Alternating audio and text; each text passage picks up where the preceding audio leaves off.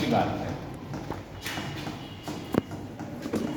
Kyoto protocol कब का है? 1997 का। इसको इम्प्लीमेंट करने का 2 फेज है। एक फेज है इसका प्रथम प्रवधि का,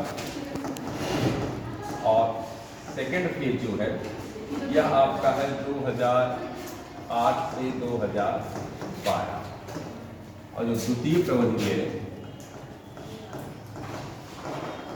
यह इसका है 2012 से 2020। वहाँ पे हमने डेट नहीं लिखा है, बस इसलिए नहीं लिखा क्योंकि अभी लिखना जरूरी नहीं। तो जब लिखने के बाद में तो आप लिखिएगा, बस अभी बता रहे कहाँ तक हमने डिस्कस किया। इसका जो टारगेट था 5.2% की कटौती करनी है, कब तक? 2012 तक, और कब की तुलना में? 1990 की तुलना में। और यहाँ पर जो टारगेट था कि कटौती करनी है 2020 तक 1990 की तुलना में। लेकिन चूंकि अगर इसको इम्प्लीमेंट करना है तो हमने कहा कि सभी राष्ट्र एक जैसे नहीं, बहुत से हैं डेवलप हैं, बहुत सारे हैं जो अभी डेवलपिंग फेज में हैं। तो इसलिए इस लागू करने के लिए 2 यहाँ पे पार्ट बनाया गया है। एक है Annex 1 और एक है Annex 2। यहाँ पे अल्प विकसित और विकासशील राष्ट्र है, और यहाँ पे कौन है? विकसित राष्ट्र। इनके लिए प्रावधान बाध्यकारी है और इनको 2012 तक छूट प्रदान की गई। लेकिन हमने कहा फिर वही प्रश्न आता है कि अगर लागू करना है तो इसका तात्पर्य ग्रीन हाउस गैस को घटाना होगा, CO2 को घटाना होगा, जीवाश्म ईंधन को घटाना होगा, अर्थात ऊर्जा की आपूर्ति को घटाना होगा, और इसका परिणाम निकलेगा कि आर्थिक विकास हमारा घटेगा। तो इस कंडीशन पे विकसित राष्ट्र भी सहमत नहीं होंगे कि अपने आर्थिक विकास को घटा करके पर्यावरण को सुरक्षित करें, कोई स्वीकार नहीं करेगा। इन लोगों के ऊपर चूंकि बाध्यकारी है नहीं, इसलिए इनको कोई दिक्कत नहीं है। दिक्कत किसको होगी? इनको होगी। इसलिए इस समस्या के समाधान के लिए क्योटो प्रोटोकॉल ने एक और मैकेनिज्म बनाया, उसका नाम है क्लीन डेवलपमेंट प्रोग्राम। क्या बनाया है? Clean development programme. तो कह सकते हैं समस्या के समाधान के लिए हमें बनाया जाता है क्लीन डेवलपमेंट प्रोग्राम, या इसका नाम क्लीन डेवलपमेंट मैकेनिज्म। क्या है? Clean development mechanism, CD। तो क्लीन डेवलपमेंट मैकेनिज्म क्यों बनाया गया? इसका बेसिक रीजन था कि जिससे ओवरऑल पूरे वैश्विक पटल से ग्रीन हाउस गैस का उत्सर्जन घटे, लेकिन आर्थिक विकास पर कोई नकारात्मक प्रभाव न पड़े। तो आप यहाँ पे लिख सकते हैं इसके बनाने के पीछे उद्देश्य क्या था। तो इसके आगे लिख लीजिएगा, क्लीन डेवलपमेंट मैकेनिज्म का जो तात्पर्य था गठन करने का उद्देश्य क्या था।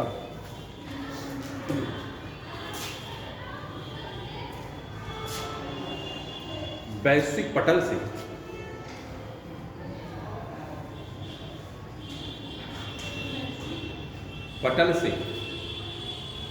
ग्रीन हाउस गैस के उत्सर्जन में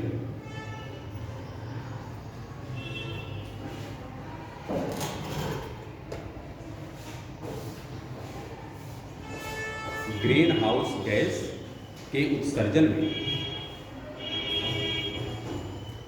कटौती तो की जाए,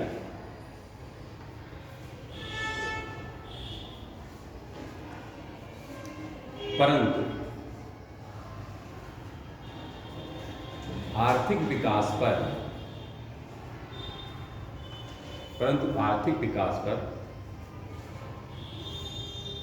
किसी भी प्रकार का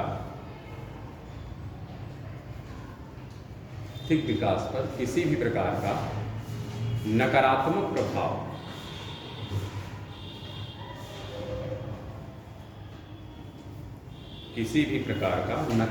प्रभाव न पड़े।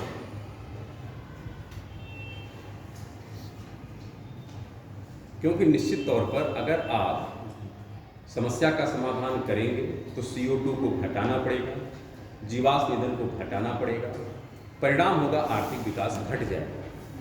लेकिन आप आर्थिक विकास को घटा करके पर्यावरण की सुरक्षा करें, एक्सेप्टेबल नहीं है। इसलिए यहाँ पे क्लीन डेवलपमेंट मैकेनिज्म को इंट्रोड्यूस किया गया कि यह आपकी अब जिम्मेदारी है कि समस्या का समाधान भी हो जाए और आर्थिक विकास पर किसी भी प्रकार का नकारात्मक प्रभाव भी न पड़े। और अगर यह हो गया तब जा करके यह प्रोटोकॉल इम्प्लीमेंट हो पाएगा, अन्यथा कोई इसको स्वीकार नहीं करेगा। यह अब देखिए कौन कौन सा यहाँ पे प्रावधान करता है। यह जितने भी प्रावधान बनाएगा, यह प्रावधान बनाता है इनके लिए। किस लिए बनाता है? विकसित राष्ट्रों के लिए, क्योंकि इन्हीं के ऊपर बाध्यकारी है, इनको तो छूट मिली है। लेकिन कहेगा ये कि आपके लिए तो बाध्यकारी है, लेकिन इसमें से जो पार्टिसिपेट करना चाहे स्वेच्छा से पार्टिसिपेट कर सकते हैं। तो पहले देखिए व्यवस्था इन्होंने क्या बनाया है, इसका नाम है कार्बन क्रेडिट और carbon trading. Carbon trading, carbon credit और कार्बन ट्रेडिंग। इन्होंने पहला मैकेनिज्म इंट्रोड्यूस किया जिसका नाम था कार्बन क्रेडिट और कार्बन ट्रेडिंग। अब इसका अर्थ क्या है, अब इसको समझना है।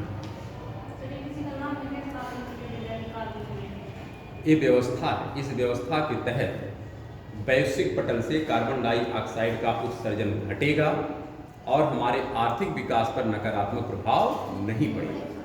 तो कैसे ये काम करता है इसको समझते हैं, ठीक है। अगर समझना ज़्यादा है, लिखना कम है ना।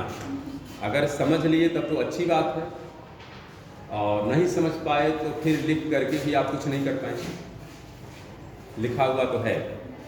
तो यहाँ पे अब आप कल्पना करिए, ये कह रहा है क्लीन डेवलपमेंट मैकेनिज्म कि मान लेते हैं कि कोई विकासशील राष्ट्र या कोई अल्प विकसित राष्ट्र की कोई कंपनी है और वह कंपनी सपोज दैट है ए, और इस कंपनी का टोटल प्रोडक्शन जो भी होता है उस प्रोडक्शन को करने के लिए यह जितना भी कार्बन डाइऑक्साइड का उत्सर्जन करता है, मान लेते हैं इसका कार्बन डाइऑक्साइड का उत्सर्जन हो रहा है 1000 टन, CO2 का यह उत्सर्जन करता है। कितने टन का उत्सर्जन करता है? 1000 टन कार्बन डाइऑक्साइड का उत्सर्जन करता है अपने टोटल प्रोडक्शन को कंप्लीट करने के लिए। यह कोई कंपनी है, लेकिन यह किस राष्ट्र से संबंध रखती है? किसी विकासशील और अल्प विकसित राष्ट्र से संबंध रखती है। तो क्लीन डेवलपमेंट मैकेनिज्म ये कहता है कि देखो, हम एक वैश्विक डाटाबेस तैयार करेंगे, उस डाटाबेस में हर कंपनी का हम रिकॉर्ड मेंटेन करेंगे कि आप कितना कार्बन डाइऑक्साइड का उत्सर्जन एक साल में करते हैं, सबका उसमें लेखा जोखा प्रॉपर मेंटेन रहेगा। अब अगर आप इससे पैसा कमाना चाहते हैं तो आपको करना क्या होगा? अगले साल, मतलब एक साल बाद, जैसे मान लीजिए यह आंकड़ा आपका है 1997 का, और एक साल जो अगला साल है, आप उस साल में अपना टोटल प्रोडक्शन तो किए, लेकिन प्रोडक्शन करने के दौरान आपने बहुत सारी अपनी व्यवस्थाओं को सही किया। जैसे जब कंपनियां बहुत लो ग्रेड की होती हैं तो वहाँ पे बहुत सारी मिसमैनेजमेंट होती है, लाइट ऐसे बेकार में चल रही है, बहुत सारे रॉ मटेरियल हमारे बेकार पड़े हैं, मतलब बहुत सारी वहाँ पे मिसमैनेजमेंट होती है। तो ये कह क्या रहा है कि भाई आपका जितना प्रोडक्शन आप करिए, उसके लिए कोई रोकने वाला नहीं है। अगर बढ़ाना भी चाहते हैं तो बढ़ाइए, उसके लिए भी कोई प्रतिबंध, क्योंकि आपको 2012 तक तो छूट मिली है। लेकिन अगर आप इस व्यवस्था से कुछ पैसा कमाना चाहते हैं तो आपको करना क्या होगा? आप अपने प्रबंधन को बेहतर कर लीजिए, अपनी तकनीक को बेहतर कर लीजिए, जो भी प्राकृतिक संसाधन का दुरुपयोग हो रहा है उसको आप रोक दीजिए। और होगा क्या कि एक साल में आपका प्रोडक्शन तो उतना ही रहेगा, उसमें कटौती होने वाली नहीं है, लेकिन आपके प्रबंधन के बेहतर करने से बहुत सारे दुरुपयोग जो घटेंगे, उससे कार्बन डाइऑक्साइड का उत्सर्जन ऑटोमेटिक घट जाएगा।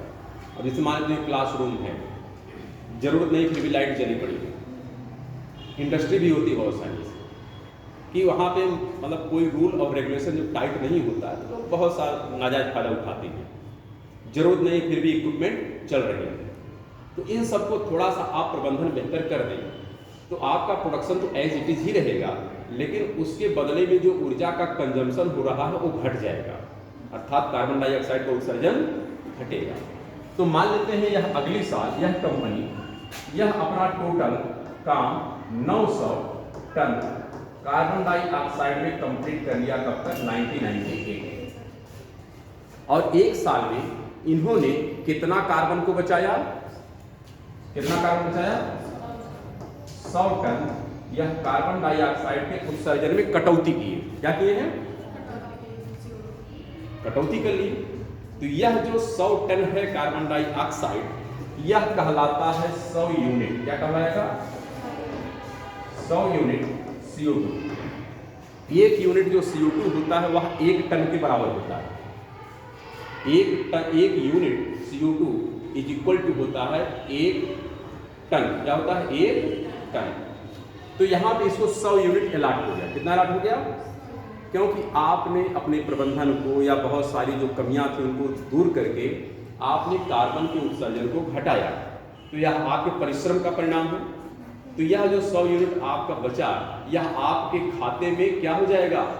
रिकॉर्ड हो जाएगा। आपके खाते में मेंशन कर दिया जाएगा कि आपने साल भर में 100 यूनिट कार्बन का क्रेडिट जनरेट किया है। यह आपकी कमाई हुई पूंजी है। तो यहाँ पे इसके खाते में कितना क्रेडिट होगा? 100 यूनिट कार्बन डाइऑक्साइड का क्रेडिट हो जाएगा। अब इनसे क्या कहेगा? भाई आपको अपना कोटा पूरा करना है, टारगेट पूरा करना है। मान लेते हैं इनको टारगेट मिला था कि एक साल में इन्हें कटौती करनी है 500 यूनिट की। कितने की कटौती करनी है? 500 यूनिट की कटौती करनी है, टारगेट मिला है। अब आप अपना विकास रोकना नहीं चाहते हैं, आप कटौती करना नहीं चाहते हैं, तो आप क्या करिए? इनसे खरीद लीजिए। क्या करिए? इनसे खरीद लीजिए। खरीद सकते कि नहीं खरीद सकते? तो खरीद करके आपका कोटा पूरा हो जाएगा। लेकिन जब खरीदना होगा तो यह लोग जो हैं, जो अल्प विकसित और विकासशील राष्ट्र की कंपनियां हैं, तुलनात्मक रूप से इनका शोषण हो सकता है। इनका क्या हो सकता है? क्योंकि यह तुलनात्मक रूप से कम पढ़े लिखे हैं, तुलनात्मक रूप से गरीब वर्ग होगा। तो ऐसे में इनके द्वारा इनका शोषण किया जा सकता है। तो इनका शोषण ना हो इसलिए बीच में एक मार्केट बनाई जाती है। क्या की जाती है? मार्केट बनाई जाती है। और यह मार्केट होती है ट्रेडिंग मार्केट। कौन सी मार्केट होती है? ट्रेडिंग, जहाँ पर एक तरफ खरीदने वाला और एक तरफ बेचने वाला होता है। अब यहाँ पर इस प्रकार से एक नहीं कई कंपनियाँ हैं जिन्होंने अपने क्रेडिट को अर्जित किया है। वह अपना सामान लाएंगे, अर्थात अपना कार्बन का क्रेडिट लाएंगे और बेचने के लिए तैयार हो जाएंगे। और इधर से बहुत से लोग हैं जिनको टारगेट मिला अपना पूरा करने के, ये लोग आएंगे। तो यहाँ पे अब क्या होगी? बार्गेनिंग होगी। क्या होगी?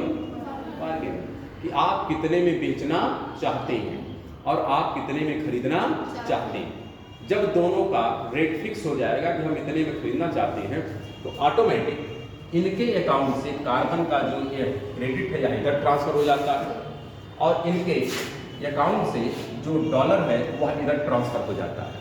इधर क्या ट्रांसफर होता है? यह होता है सर्टिफाइड कार्बन एमिशन यूनिट है। ये कार्बन का किसका है? CO2 का। तो यह इधर से इधर ट्रांसफर हो जाता है और इधर से क्या होता है? पैसे ट्रांसफर हो जाते हैं। तो यह जो व्यवस्था है जहां पे कार्बन का ट्रेड होता है उसे कहते हैं कार्बन ट्रेडिंग। क्या होता है? Carbon trading. और जो आपने कार्बन को सुरक्षित किया, जो आपने बचाया, वह क्या कहलाता है? कार्बन का ट्रेडिंग। तो इस प्रकार से, जबकि इनके ऊपर कोई देखो बाध्यकारी समझौता नहीं है, लेकिन इनको किसका प्रलोभन दिया गया? पैसे का। किसका दिया गया? आप पार्टिसिपेट ना करें कोई दिक्कत नहीं, लेकिन अगर आप पार्टिसिपेट करते हैं आपको यहाँ से कमाने का एक जरिया मिल जाएगा। आपको करना क्या होगा? अपनी व्यवस्था को थोड़ा सही करिए, अपने इक्विपमेंट को थोड़ा बेहतर कर लीजिए और जो कार्बन का क्रेडिट आप जनरेट करेंगे वह कार्बन का क्रेडिट आप शेयर मार्केट के थ्रू बेच करके उसके बदले में पैसा आप कमा सकते हैं। खरीदेगा कौन? खरीदार इधर तैयार है, क्योंकि इनको टारगेट दिया गया है, ये लोग खरीद लेंगे आपका कार्बन का क्रेडिट। और इस प्रकार से आप देखेंगे पूरे वैश्विक पटल से कार्बन डाइऑक्साइड का उत्सर्जन घटेगा और इसके बदले में कहीं से भी आर्थिक विकास पर नकारात्मक प्रभाव भी नहीं पड़ेगा। होगा क्या? जो भी हमारे मिसमैनेजमेंट थे, जो भी प्राकृतिक संसाधन का दुरुपयोग था, वह कम हो गया और इससे कह सकते हैं इन लोगों का जो टारगेट है यह पूरा भी हो जाएगा। तो यह पहली व्यवस्था बताई गई, हाँ, किसके द्वारा बताई गई है? क्लीन डेवलपमेंट मैकेनिज्म के द्वारा यह पहली व्यवस्था बताई गई है, जिसको कहते हैं कार्बन क्रेडिट और कार्बन ट्रेडिंग। लेकिन यहाँ पर विकसित राष्ट्र की कंपनियां ये कहेंगी कि मान लेते हैं इसके माध्यम से मेरा टारगेट नहीं पूरा हुआ, तो भाई पॉसिबल है ना, खरीदने वाले ज़्यादा हैं, बेचने वाले कम हैं, ऐसा भी हो सकता है। अगर मेरा टारगेट नहीं पूरा हो गया तब तो हमको पेनाल्टी भरनी पड़ेगी, क्योंकि प्रोटोकॉल का तात्पर्य क्या है? बाध्यकारी समझौता। अगर टारगेट नहीं पूरा होगा तो हमको पेनाल्टी भरनी ही पड़ेगी, और पेनाल्टी जो है खरीदने की तुलना में महंगा पड़ता है। जैसे टिकट अगर आपको लेना है ट्रेन का, हो सकता है टिकट है 100 रुपये का, लेकिन अगर आप टिकट नहीं खरीदे और पकड़े गए तो हो सकता है पेनाल्टी लगे 500 रुपये की, पॉसिबिलिटी है। तो सेम कहानी है, अगर आप कार्बन का यूनिट खरीदते हैं तो हो सकता है उसका प्राइस कम हो, लेकिन अगर टारगेट नहीं पूरा होगा तो उसके बदले में जो पेनाल्टी लगेगी उसकी तुलना में वह ज़्यादा हो। ये तो स्वाभाविक सी बात है, क्योंकि आपने टारगेट नहीं पूरा किया तो पेनाल्टी अधिक होती है, हमेशा मूल कास्ट से 2 से 3 गुना ज़्यादा होती है पेनाल्टी। तो ये लोग कह रहे हैं कि अगर मान लो मेरा टारगेट इस मैकेनिज्म से पूरा नहीं हुआ, तब तो आप हमारे ऊपर पेनाल्टी लगाएंगे। तो केवल एक ही प्रकार का व्यवस्था करके आप चाह रहे हैं कि यह इम्प्लीमेंट हो जाए, तो संभव और उपाय बताइए, और भी उपाय बताओ कि मान लो इससे नहीं पूरा हुआ तो फिर कैसे पूरा करेंगे। तो अब देखिए, क्लीन डेवलपमेंट मैकेनिज्म दूसरी व्यवस्था बताता है कि आप कैसे अपना टारगेट पूरा करें। कुछ इससे पूरा होगा कि नहीं होगा? निश्चित तौर पर होगा। अब दूसरी व्यवस्था देखिए कैसे पूरा करने की बात कही जा रही है। कुछ यहाँ बात समझ में, carbon credit, carbon trading example के माध्यम से समझेंगे तो ठीक है, बाकी जो लिखना है आप लिख लीजिएगा और जो हटाना है हटा दीजिए। यह आपके PDF में नहीं लिखा है, खाली बस लिखा होगा कार्बन क्रेडिट, कार्बन ट्रेडिंग, बस ये लिखा है। बाकी कैसे काम करता है या तो समझने वाला विषय है, लिखने वाला नहीं।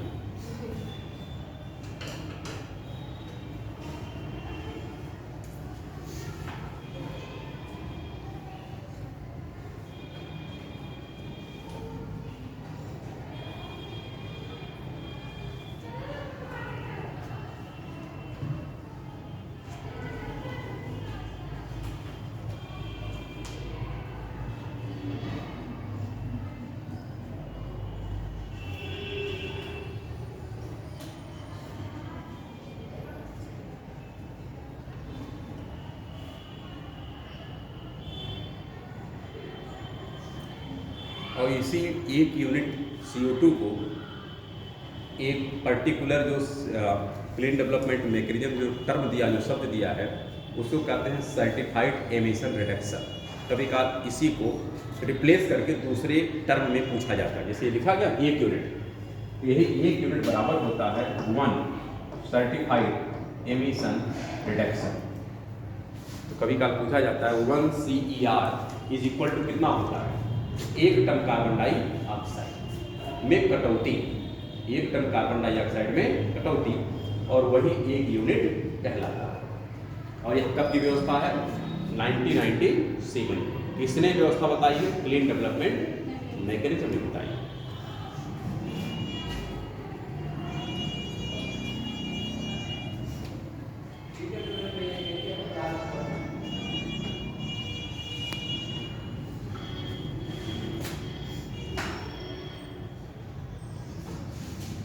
अच्छा, और बाकी लिखा जाए क्या? बाकी लिखा गया, बाकी सब लिखना है सब दुनिया में। तब इतना धीरे धीरे अगर लिखेंगी तब तो कुछ हो जाएगा।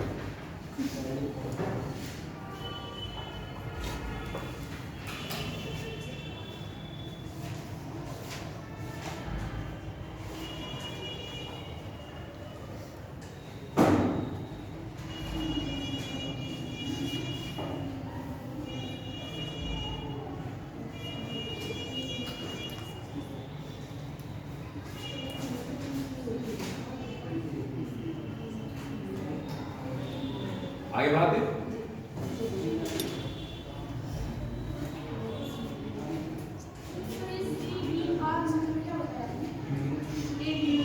CER certified emission reduction. Emission मतलब होता है उत्सर्जन, रिडक्शन मतलब होता है कटौती। तो सर्टिफाइड एमिशन रिडक्शन, ठीक है। तो यहाँ पे है क्लीन डेवलपमेंट मैकेनिज्म का पहला जो बिंदु था यह आपका है कार्बन क्रेडिट, कार्बन क्रेडिट। लेकिन दूसरा है, क्योंकि इससे पूरा टारगेट कंप्लीट होने वाला नहीं, तो दूसरी व्यवस्था यहाँ पर बनाई गई है जिसको कहते हैं हम लोग हरित प्रौद्योगिकी। क्या कहते हैं? हरित प्रौद्योगिकी, अर्थात ग्रीन टेक्नोलॉजी। इसको क्या कहते हैं? Green technology. और इसी को कहते हैं पर्यावरण मित्र तकनीक। तो यहाँ पे पर्यावरण मित्र तकनीक है, अर्थात इन्वायरमेंट फ्रेंडली टेक्नोलॉजी है, या इसी को कह सकते हैं हरित प्रौद्योगिकी, ग्रीन टेक्नोलॉजी। तो यहाँ पे कह रहा है कौन? सीडीएम, ग्रीन डेवलपमेंट मैकेनिज्म, कि आपको करना क्या होगा? R&D करना होगा, अर्थात रिसर्च एंड डेवलपमेंट करना होगा। क्या करना होगा? रिसर्च एंड डेवलपमेंट करना होगा। क्या होगा? ये कोई से बाहर से आवाज आ रही है, तो समझ में कम आ रहा है, बाहर से लोग बोल रहे हैं कि आप लोग बोल रहे हैं। तो यहाँ पे हम कह रहे हैं कि हरित प्रौद्योगिकी, या जिसको हम कहते हैं पर्यावरण मित्र तकनीक, इसके लिए आपको क्या करना होगा? रिसर्च और डेवलपमेंट करना होगा। और अनुसंधान करके आप करेंगे क्या? यहाँ पर आपको ऊर्जा दक्ष, क्या? ऊर्जा दक्ष तकनीक को विकसित करना होगा। क्या करना होगा?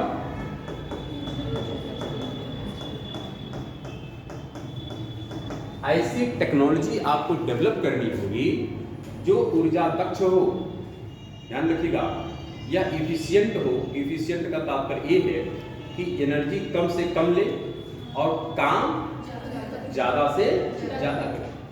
हर रिसर्चर के पीछे एक ही यही टारगेट होता है, जब भी रिसर्च होता है एक टारगेट है, एनर्जी कम ले और काम पहले से ज़्यादा करे। तभी तो आपकी गाड़ियाँ BS1, 2, 3, 4, 5, 6 ये सब क्या है? ये सब यही है कि एनर्जी कंजम्पशन कम है लेकिन पहले से काम करने की क्षमता अधिक है। आपके बल्ब हैं पीले वाले, 100 वाट का बल्ब आज के 10 वाट की LED की इक्विवेलेंट लाइट देता है, तो एनर्जी का कंजम्पशन 1/10 है, लेकिन उसकी इफिशियंसी, कार्य करने की क्षमता इक्विवेलेंट है। पहले की टीवी आज की टीवी, पहले की रोड की स्ट्रीट लाइट आज की स्ट्रीट लाइट, तो कहीं न कहीं उनके कार्य करने की क्षमता में किसी प्रकार का कोई कंप्रोमाइज नहीं किया गया, लेकिन एनर्जी के कंजम्पशन में क्या किया गया? उनको काफ़ी ज़्यादा दक्ष बनाया गया, इफिशिएंट बनाया गया। तो यहाँ पे रिसर्च और डेवलपमेंट का बेसिक उद्देश्य है कि हम ऐसी तकनीक को विकसित करें कि जो कम से कम ऊर्जा में अधिक से अधिक कार्य करने की क्षमता रखता हो। और इस प्रकार की तकनीक को ही हम कहते हैं हरित प्रौद्योगिकी, या इसको कहते हैं पर्यावरण मित्र तकनीक।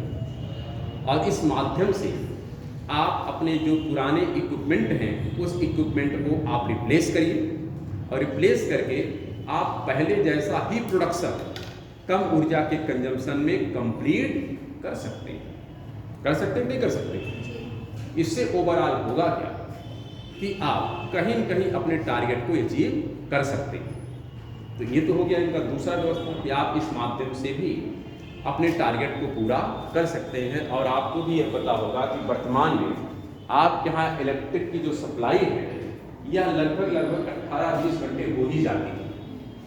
यहाँ तक कि रूरल एरिया में भी 18-20 घंटे इलेक्ट्रिसिटी की सप्लाई है।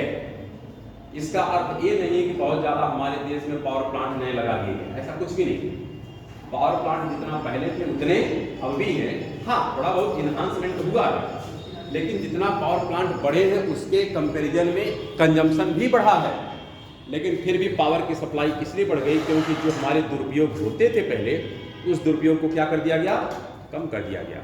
और हमारे जितने भी ओल्ड इक्विपमेंट थे उन सभी इक्विपमेंट को यहाँ पे रिप्लेस कर दिया गया। किससे? कहीं न कहीं पर्यावरण मित्र तकनीक या हरित प्रौद्योगिकी से। अब आप देखिए जितने स्ट्रीट लाइट है, क्या कहीं पे आपको पीली वाली लाइट मिलती है? क्या कहीं नहीं मिलती, सब आपकी LED लाइट मिलती है। तो यहाँ से बहुत सारे कंजम्पशन इलेक्ट्रिसिटी को आपने क्या कर दिया, रिड्यूस कर दिया। जिससे उतनी ही सप्लाई है लेकिन फिर भी आप देख रहे हैं कि आपके पास सप्लाई बढ़ रही है। तो यह भी तो व्यवस्था हो गई। इससे भी ओवरऑल हमारे अर्थ से कार्बन डाइऑक्साइड का उत्सर्जन घटेगा और हमारा आर्थिक विकास कहीं से भी नकारात्मक रूप से प्रभावित नहीं होगा। फिर भी वही प्रश्न है कि अगर मान लो इससे भी हमने अपना टारगेट पूरा नहीं किया तो भी पेनल्टी लगेगी। तो और कुछ व्यवस्था बताओ भाई। विकल्प हमारे पास होने चाहिए कि हम सुरक्षित हो जाएं, और बिना विकल्प के अगर हम काम करेंगे तो सुरक्षित नहीं होंगे। तीसरी व्यवस्था यहाँ बताई जाती है, इसको कहते हैं ज्वाइंट इम्प्लीमेंटेशन।